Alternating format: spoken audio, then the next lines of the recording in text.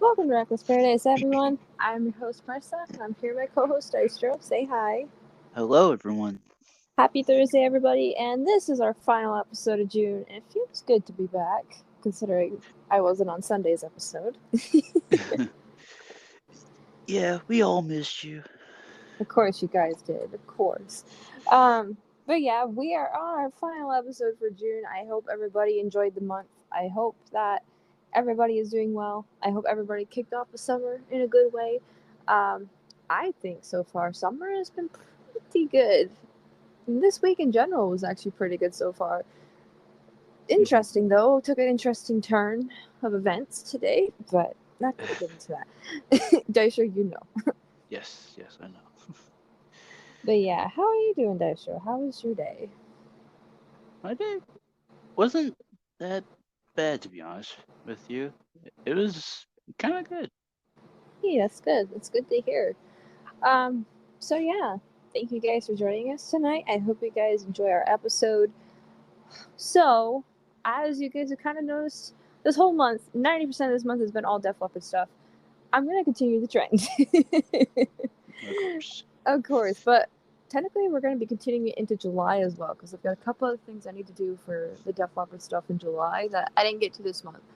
So, tonight's episode, we are doing another What If episode. We just started this series a month or two ago, actually. Our first episode was all about Eddie Guerrero. If you guys missed that, go check it out. Very, very interesting topic to start with for this series. When it comes to what if, we're basically just talking about all like the what if possibilities or the what if scenario. What if this happened? What if this didn't happen? What would have been different? Like that's basically what we do. We take a band or a wrestler or just a person of interest and we focus on them for one episode. With that being said, tonight's episode is What If Def Leppard Edition. There are quite a few what ifs that I could think of when it comes to this band, considering, how much this band has been through. Yeah, for real. Oh man. So, I guess we'll go in order. I guess we'll start from the very beginning. Considering the fact that Mutt Lang did not jump into the picture until the second album, which was High and Dry from 1981. Actually, that album's approaching its anniversary very soon. Um, so let's think about this. Now, how do we want to go about this? Do you want to talk about what do you think would have happened if Mutt Lang would have jumped in later in a different album? I, cause I think that would be a good way to do it. But then again, it's like it could be like, what if like he was there from like the very beginning? Yeah, with On Through the Night, that is a good way to think about it. It I just makes you wonder. Yeah, like I think like if he was there from the very very beginning, I think they would have been like super stardom because like Mutt Lang he's a legend in the industry in producing. He's done like a lot of key talents that we've either discussed off camera or on camera, Yeah. and like he's one of the biggest producers out there. Um, and I think like if he was there from like the very very beginning, I think Def Leppard would be like into superstardom when before like they ever did like Pyromania and Hysteria. Oh yeah. I think their debut album would have had better results with Onto the Night. I think it would have had better results. Sure, it's a really good debut album. It definitely showcases what Def Leppard can bring to the table. But the producing was a little bit iffy on that album. So that's why I kind of agree with you there. I think if Mutt Lang would have came into the picture from the very start, I think that album probably would have shot Def Leppard to stardom even quicker, just like High and Dry too, like same exact thing. Like Mhm. you said, they would have shot into stardom way before Pyromania or even Hysteria. Yeah, I think a lot of the US audience in their native homeland and stuff, I think like it would be kind of like maybe platinum, maybe, but then again, it's like you said, like Metling didn't come into the picture like until like later on. Yeah, he came in for High and Dry. So it's like if he was there from on through the night, and then like and shot them just superstardom and all that stuff, and it's like I think like they would have reached superstardom like way before like Pyromania and Oh Hysteria and all yeah. that stuff, and they would be like, I think this is me kind of like being a hypothetical here. I think they would have been into the Rock and Roll Hall of Fame way before they got inducted. Like they would have been Yeah. like way before. They got inducted in 2019, literally So 4 years ago. I think like it would be way before Yeah, that. it probably would have been like at least mid 2000s, at Yeah. least. Um like I think it would be like probably before or after X. Yeah, after '02. Yeah, I That's what I think was it would thinking. Like, be there. like right in the mid 2000s, I think that would have been what happened. But let's not get too far ahead of ourselves. We got more to talk about from the '80s. So, if you Def Leppard fans know out there, Pete Willis was the original guitar player next to Steve Clark. Um, this was before they brought in Phil Collin. Now, Pete Willis got kicked out because of his drinking problems. It was affecting his work ethic with the band and stuff like that. Mhm. So they kicked him out after doing High and Dry. They were working on Pyromania at this time, so they ended up bringing in Phil Collin from A Girl. So here's another good what if. What if Pete Willis would have never gotten kicked out, and what if we never got Phil Collin? I think Phil Collins would have been, still with that group Girl, until yeah. I think they would have still been, together. Mm-hmm. Um, like did they ever break up or anything? Do you know? That I don't know. I have not looked into the group Girl yet. I'd like to. Like I did with Um, ACDC. I looked into Geordie with Brian Johnson. I have not looked into Girl yet, but yeah, that is like that's probably the bigger what if for me in this episode. There's like a couple others I like really want to talk about, but Pete Willis was a really, really good guitarist. Like, if you go back and listen to the first two albums of Def Leppard, like, you can hear how good he was. And I'm always like looking through like the comments and stuff on like Reddit and Facebook and stuff, and it's like Def Leppard isn't Def Leppard without Pete Willis, because like people are so used to the first two albums. Like, those were the days for some people. That was their prime. Then you have mhm. some Def Leppard fans like myself who find that Pyromania, Hysteria, and Adrenalize is their prime. Like, that's just me though. Okay, so I found out that they girl they they broke up in '82. Really? After Phil left? Yeah. Wow. Uh, yeah. They formed in 1979 and then they split up in '82. So 5 years. Yeah, because Phil left around 82 because he went to Leopard for Pyromania and stuff. Holy So crap. I think if if Phil didn't leave, I think he would have had to find something else, like another band to go to. Yeah. Like, God, there'd be like so many possibilities for that. But it's like, Yeah. I can't imagine Phil in like another group that's not like Girl or Def Leppard because like I'm so used to hearing him in Def Leppard. yeah, because like some of the band members went to go like join Def Leppard, obviously, but then joined LA Guns as well. I just wonder if like, if Pete Willis would have like sobered up, I just wonder like how long he could make it sober in Def Leppard. Because like if you know the background behind Def Leppard, a lot of the guys drank. Steve Clark being a big one. Yeah, I mean, it's a good what if. It is To a be good honest what with if you. to think about.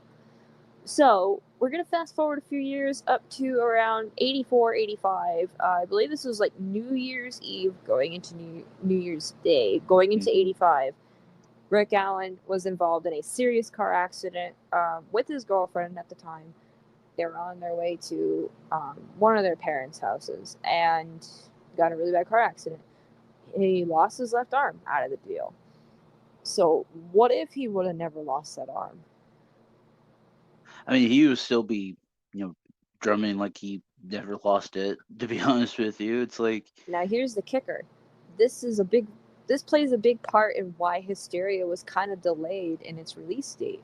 It took them about 4 years to make Hysteria, the album, yeah, mainly because of Rick's car accident.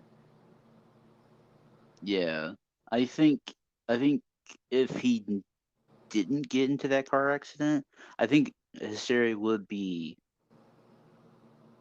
I mean, still be made, but it wouldn't take that long to make it Yeah. and and stuff. So it's like, and plus, like, I mean, Phil, fucking Rick, he still kicks ass even though he doesn't have another arm. He only like yeah, he still has the one arm, but it's like he still like drums like he still has both, Yeah. which is a good thing. That is a And good thing. and plus he's thriving on it. He's like, yeah, it's like, I lost my arm, but he is like, look, I'm still here, aren't I? And then So honestly, like this makes him even more of a unique special drummer. Like I think he's literally the only fucking drummer out there who has one arm. Like think about it. Like really think yeah, about it. I don't know any other drummer who is one armed and plays drums. Like that is insane. That's why he's nicknamed the Thunder God. Like he's just that good. It's crazy, you know? Like imagine trying to play drums with one arm and then like trying to have to play what you would usually play with your left arm with your left foot. Like can you imagine how much correlation that must take like with your body? shit. Well, it would take a lot of correlation into that. Oh yeah. So, once again, even though tragedy struck in 84, going into 85, tragedy would strike once again in 1991 with the loss of Steve Clark, who has been there since the very beginning. He is one of the Yeah. two guitarists of Def Leppard. He died at a very early age. He was in his early to mid 30s. And he died from, it was like a mix of prescription drugs and alcohol. So, and he had an alcohol problem prior to his death. He was put under a 6 month leave of absence to go get better, go get help. He was in and out of rehab prior to that as well, with Joe Elliott by his side as like a supporter to come in and check on him and stuff like that a couple times a week. Um, so unfortunately, they ended up losing Steve during that 6 month leave of absence. He didn't even make it to the 6 months. Um, what if Steve would have never died? You know, and what if we never brought Vivian in, Vivian Campbell? Now, Vivian was from another band, correct? Yeah, he played for. Oh man, he played a couple big groups too. Let me go look him up. Because So let's see. I was gonna say, because like if Steve was still alive, I think, I think if like Steve could not have gotten better, I think he would still be alive. But I think he would have been like, hey, bring in Vivian to take over for him for a little bit until Steve got better, Yeah, and then like like maybe like switch in and out every once in a while, being like, hey, like I'm about to relapse again, take Vivian and all that stuff, and just have him play my parts and all that stuff. so Vivian played in Dio, and he also played in Whitesnake and Thin Lizzy. Oh yeah, that's right. Big groups, fucking big groups. Yeah, that's right. Um, yeah, you are definitely right about that. I feel like Steve probably would have tried to have the guts to step down temporarily until he got better. Hmm. But like the way he was going, it just did not look good. Like it was at one point he just did not care. Like the band did everything they could. His girlfriend or fiance actually at the time, his fiance did everything she could for him, and it just nothing was working. Literally nothing was working. I was listening to that interview that I always talk about. That Hmm. interview that Joe did for Generalized. By the way, I'm gonna make a little correction here. Originally, I said it was on the deluxe version of the album. It's not. It's actually its own disc. It's actually its own thing, its own case, its own thing from 1992. It's actually a very hard thing to find for you Def Leppard collectors out there. It's pretty difficult to find. So if someone can find it for me, please let me know. Thank you very much. So I was listening to that interview, and I remember Joe saying it was kind of like a weight lifted off their shoulders when he passed. And he doesn't mean to say it like that, but it's true because it really stressed the band out, you know, and they were trying to record Adrenalize, their fifth album at the time.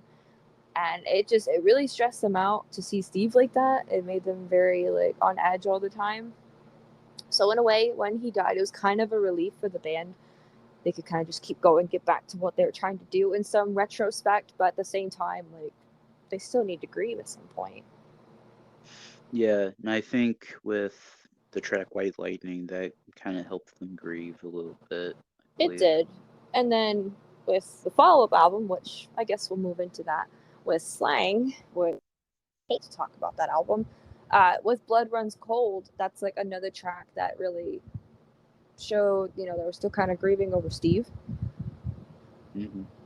So I take into Slang right now. What if Steve never died? What do you think Slang would have came into the picture? Oh God, no, probably not. Like, This one's a little tough because from what I've heard, it seems like Joe Elliott wanted to try something new. He wanted to try something new with this band, like try to expand a little bit. Because you got to remember, at this time period in the mid 90s, grunge was at its peak. Everybody was listening to grunge. So it was kind of killing off a lot of these hair metal bands you would hear back in the 80s, like Poison, Def Leppard, Motley Crue, Skid Row. Like all of those bands, they're falling off the charts because grunge was taking over. So I think what it was is that Def Leppard wanted to try to stay relevant at this time, so they put out Slang, which was their attempt at grunge, and it did not work, ladies and gentlemen. It did not work. That's my opinion, though. yeah, I agree with you on that. Like, it did not work for the time. Because like like you said, you had Nirvana and all that stuff, and had like all these grunge bands coming in. Whereas like there's some hair metal bands still left, But but not they're kind of many. like a dying breed. I think Def Leppard could have survived by doing what they were doing, that like what brought them to the dance and stuff, but not go down that route. Yeah. I think they could have survived because yeah, sales might not be the best for them when they did that, but it's like at least it'll be still relevant, not be like, okay, well, there's this one album that nobody freaking likes, just Yeah, well, yeah. What I don't understand is that Redditors, they praise this album, and it's like, really? Like, I didn't like it. And like, even when I go back and rewatch the Behind the Music documentary they did on Def Leppard back in the 2000s, even they said that this album literally fell off the charts. Like, it did not work. People didn't like it for the most part. It actually turned a lot of Def Leppard fans away because it was not their signature sound. And for starters, when you look at the album cover, it's not their signature logo. Like, it's not the Def Leppard font for the Def Leppard logo. Like, it's not. mhm. It's a completely different font. So right off the bat, you should kind of assume, okay, this is not your stereotypical Def Leppard album. This is something completely out of the water, and it should have just stayed underwater, to be honest. But Sorry, Joe. I love you, but man, that album sucked. I think like if Slang wasn't made, I think they would have just been fine Yeah, with the success of Adrenalize and all that stuff, and then going into their next album. Like, I think they would have been fine, to be yeah. honest with you. I think they should have just took a little bit of a break so they had time to grieve. Like, yeah, I get that. You know, the time elapsed from 92 to 96. I get that. That's a pretty big break. But like, I feel like they could have like taken a little bit of time to write like songs that were not grunge. Like, they didn't sound like grunge. But I gotta admit, there were some good songs on Slang. Like, there was a few that were really, really good. Yeah. Like, I mean, you could have probably even put out maybe like an EP, Yeah, that would have worked. just to give the fans a little bit of a taste.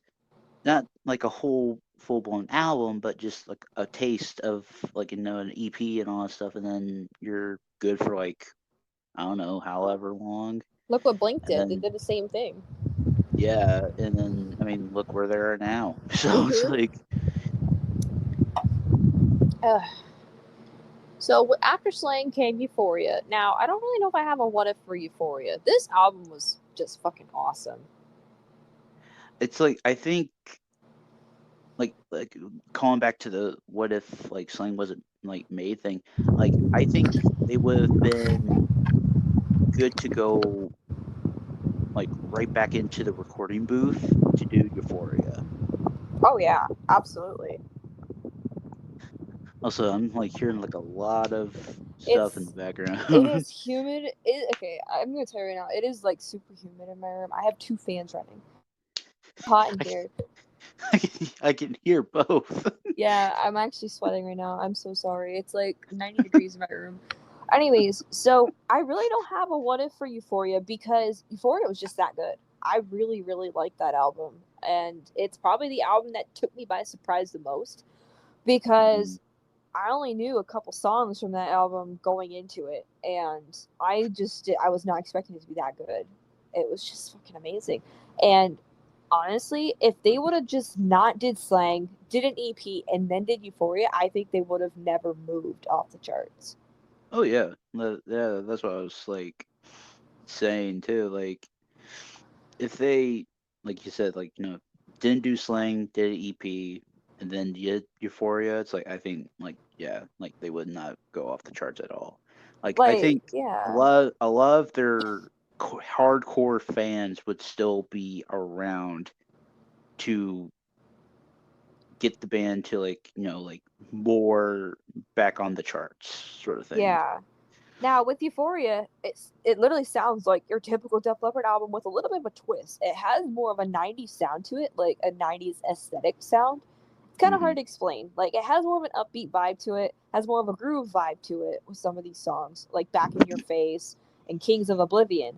Those two songs like always stand out to me when it comes to that '90s sound. It just sounds really like modern, but at the same time they kept their traditional Def Leppard sound that we've always known and loved from the 80s and the early 90s. Hmm. So this was a very successful album in my opinion, in my book. It's just it goes so fucking unnoticed. Yeah, for sure. Like y'all, like you Def Leppard fans out there, if you're listening, please go take another listen to Euphoria if you haven't done so already. Like take your time and listen to it because I love it. I really do. Like it needs more praise. It's still a signature Def Leppard album, whether people think so or not. It sounds good. Hmm. Besides the fact that they looked like Duran Duran in that time period, but we Here won't we talk go. about that. I Here we go. hated that. I hated the way they looked in '99, and I hated the way they looked in 2002, which we're gonna get to that next. So we skip along to 2002. I come into the picture. Yes. Dycher's already in the picture. Um, they Almost come 4 years out in. with, yeah, 4 years in, they come out with X. Now this is the album that took a turn once again to a different direction in genre. They tried to aim for more of the pop and mellow side of things, and I like the mellow stuff, but I'm not crazy about the pop stuff. I don't like pop when it mixes with rock. Like y'all know how I feel about that, the word poppy. I hate it. Hate it. It's I think it's kind of like with it too. So it's like if they didn't make it like they did make Slang, it's like I said, like make an EP out of like some of the songs out of it. I think they would still be fine. Yeah, like take the 5 songs that you and I both liked and put it on an EP. Do not release it as an album because the album as a whole, it was not good. I didn't vibe with it at all. Gravity is like literally my least favorite Def Leppard track of all time. Absolutely hate it. I remember when we first heard it, I'm like, what in the hell is this? I literally just, I wanted to get that song over with. I hated it. It sounded so poppy. Um, I haven't re-listened to that album since then, but I do think about, what if that album would have never been a thing and they just turned it into an EP. I've always like wondered what you thought about that as well. I think it would have been better as an EP because like yeah, like some of the songs they're kind of hit or miss. Yeah. And it was like a hit or miss kind of like middle of the road kind of album for both of us. More maybe me more than others, but like it's just only because like there's like some songs like long long way to go, like that should be on the EP, like first off. And now, And then now when and Scar. that's a good one. Like, see, like we're making the EP already. Okay, So so it'd be like now, long, long way to go, Scar, torn to Scar, shreds, and every day. like yeah, and like they released that and stuff, and they're kind of like selling it like kind of like hotcakes, because it's like it Yeah, keeps them relevant, even though like yeah, like they're not putting out another new album, but it's like hey, keeps them relevant and keeps them on the charts. yeah, like absolutely, I agree with that completely. So, I'm gonna kind of skip ahead because yeah, and songs from the Sparkle Lounge. Those are stereotypical Def Leppard albums, to be honest. One's a cover album where they covered a whole bunch of songs based off of artists or bands that helped them along the way, inspiration wise. And then Songs from the Sparkle Lounge is just another studio album, which was pretty good. Some songs were hit or miss, but overall, it was not a very bad album at all. It was pretty solid. Yeah. So I'm gonna skip ahead to the modern day stuff now. We're talking 2015 to now. So in 2015, they released their self-titled album. Number one, why did they wait to 2015 to release a self-titled album? That's what I said too. I'm like, why did they wait till 2015 to do that? It's like that, like On Through the Night should have been what the self-titled album should have been. Yeah, they should have like put the self-title at the very beginning, like Jelly Talent did. And then I think like On Through the Night should have been like where the 2015 should have been. Yeah, Maybe, perhaps. but Well, then again, I don't know because there's a track called "On Through the Night" on High and Dry. So I don't know. yeah, like it could like maybe it could be like a side A, side B sort of situation for that Or an album. EP title. Yeah,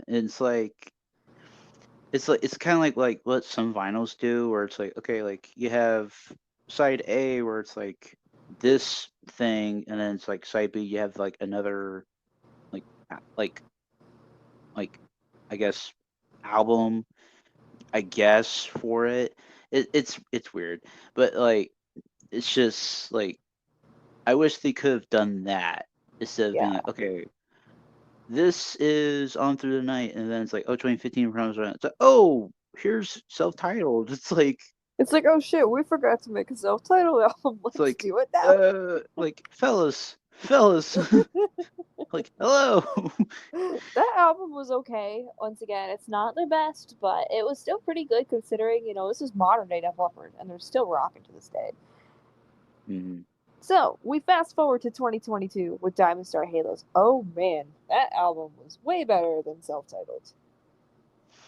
I still make the case of like do like an EP kind of situation with the 2015 thing. It still keeps them relevant. Then you have, I guess, them wait, like do like tours and stuff like in between that time, I guess. But like don't overdo it. So it's like, okay, well, it's like we're getting all these hits, but we're not getting any new shit. But Diamond Star Halos, like it blew my expectations out of the water. I love that album so much. Like, I really don't know if there is a what. Well, maybe there's one. On two songs, Alison Krauss was on that album. Hmm. So, what if she wasn't on there? What if they brought in someone different? Don't get me wrong, I love her. I love the two songs she was on. Lifeless is like literally one of my favorite songs right now. Um, what if they would have brought in a different female? Who do you think they would have brought in? Hmm. Good Tough question. question. Good question. Um. Okay. First person that comes to mind is Leslie Hale. Oh yeah, that would have been cool. I think she would have. I think she would have gave Lifeless life. No pun intended. But it would have gave the album more kind of like that rock kind of like aspect to it. and plus, like, you have a very strong male vocalist in Joe Elliott. Then you have a strong female vocalist in Lizzie Hale. So it's like that's that's perfect. Like, and plus she's on like two songs, so it's like that's perfect right there. So, and like Yeah. she doesn't overstay her welcome or anything. She's just like, okay, I'm just doing my two songs and I'm out. You know, it's just boom. And I plus, really wasn't expecting to hear a female on anything on the oh yeah. Dinosaur Halos album. I was like, once we got to this guitar, I'm like, oh, there's a girl on here.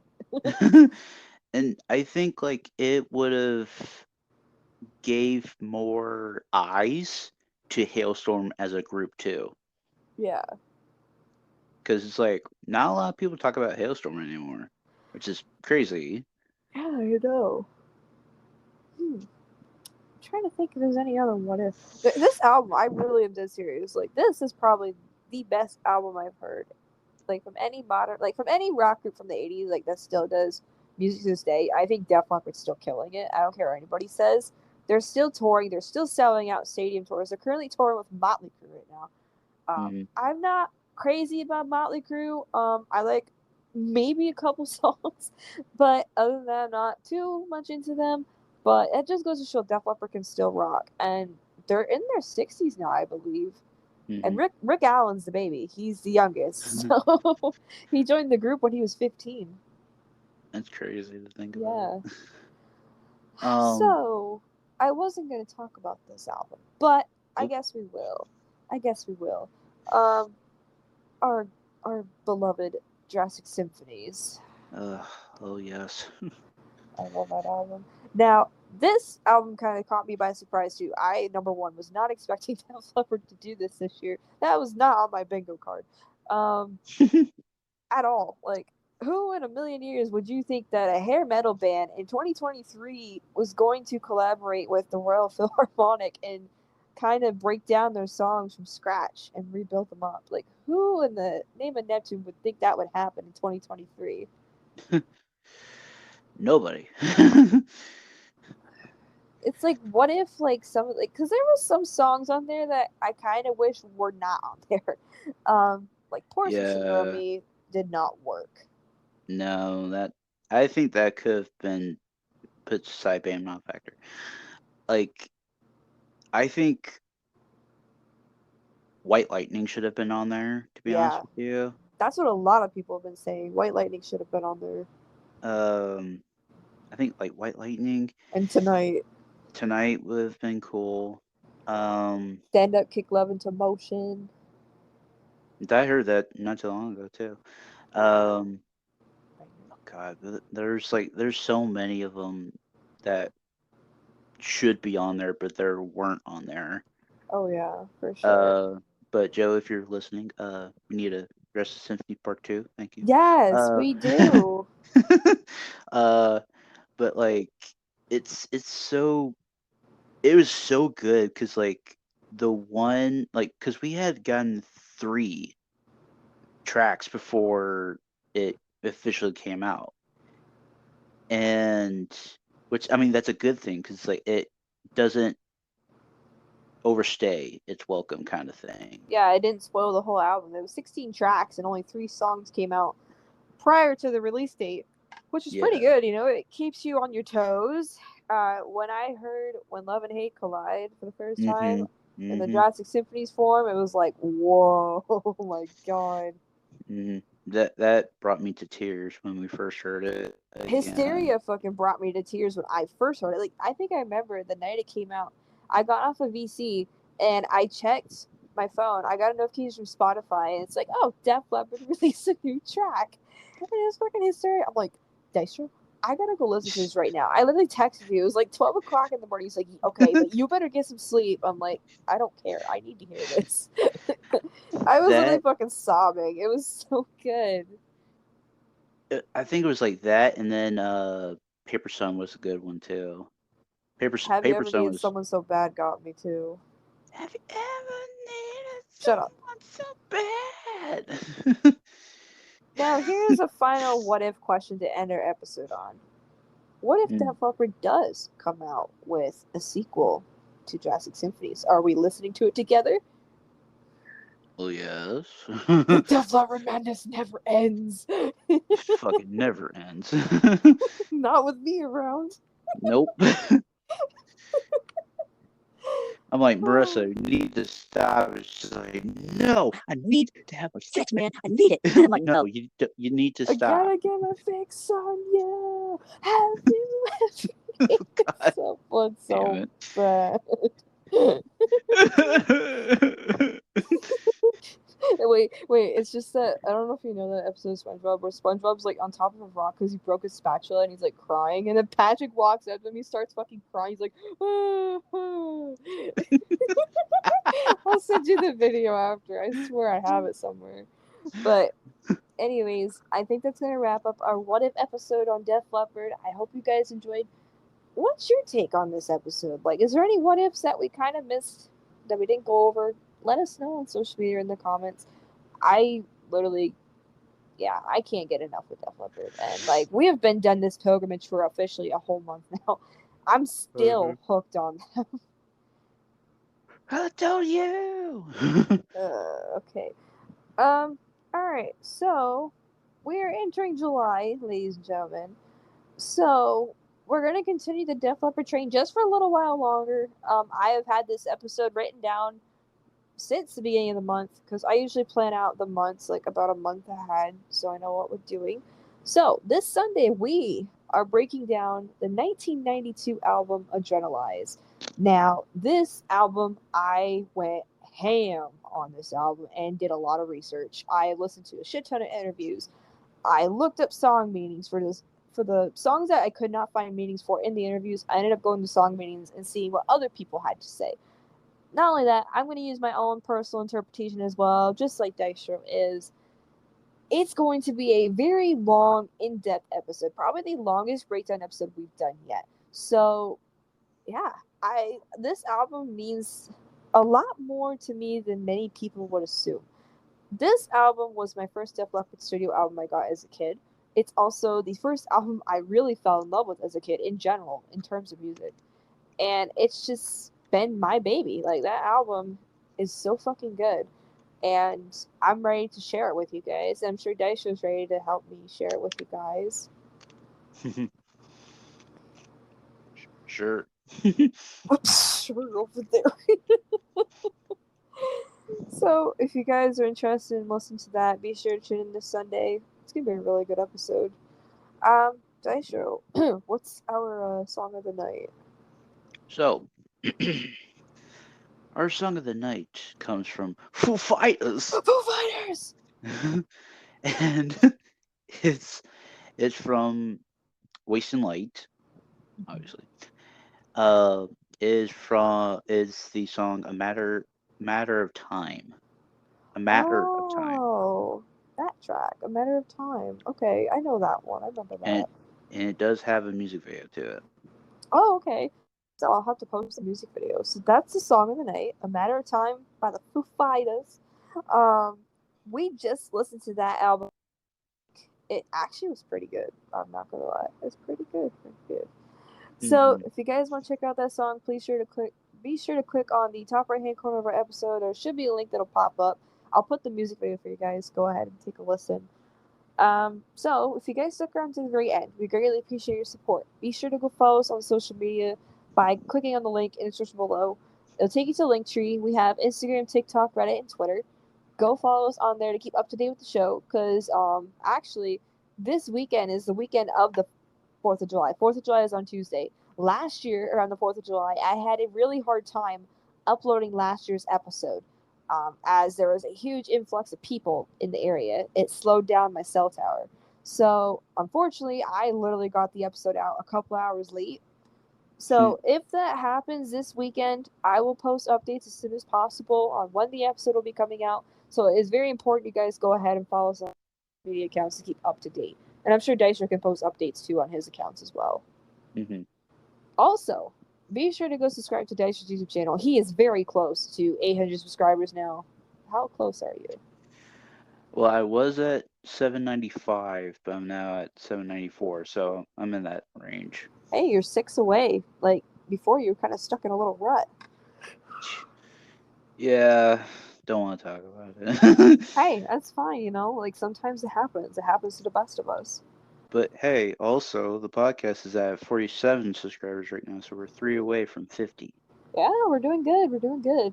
So be sure to go subscribe to Dystro. He posts weekly gaming content on his channel. We've played games like Forza. We've played A Way Out. We've played GTA. We've played 2K23 finally. We started playing that together. Lots of Yeah. fun stuff.